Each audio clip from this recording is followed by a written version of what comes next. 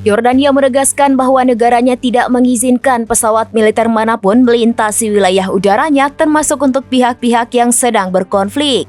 Pernyataan ini disampaikan pihak militer menyusul serangan udara Israel terhadap Iran pada Sabtu 26 Oktober 2024. Dikutip dari Anadolu Agency, Yordania juga pernah menegaskan bahwa wilayah kerajaan tidak akan menjadi medan pertempuran bagi siapapun. Hanya saja hubungan dekatnya dengan Amerika Serikat disorot di tengah memanasnya konflik Timur Tengah. Posisi Yordania memang cukup sulit, baik secara sikap maupun geografis. Di satu sisi, Yordania ingin Palestina merdeka, namun di sisi lain juga mempertahankan hubungannya dengan Washington. Kemudian dari segi geografis, Yordania berada di antara Israel dan Iran. Artinya wilayah udara kerajaan menjadi lalu lintas senjata jika terjadi serangan. Hal ini pernah terjadi pada April 2024 lalu, di mana Yordania menembak jatuh rudal Iran menuju Israel. Sementara pada serangan akhir pekan lalu, Israel mengerahkan ratusan jet tempur untuk menyerang Iran. Menurut laporan Jerusalem Post, pesawat menempuh jarak 2.000 km untuk bisa menembak target. Artinya, jet tempur Israel melintasi wilayah udara negara lain dalam menyerang Iran.